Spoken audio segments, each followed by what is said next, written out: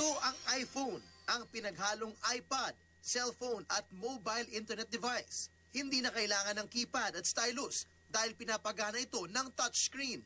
Inabangan at pinilahan ito ng sinimulang ibenta sa Amerika.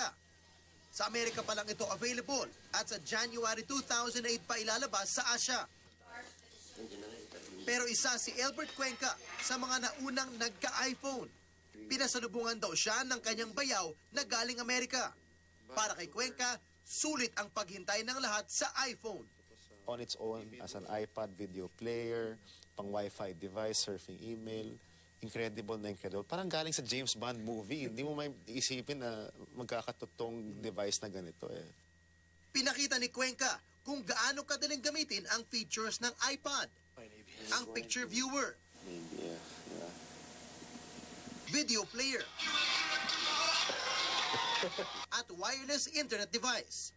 Wala daw hindi mamamangha sa gadget na ito.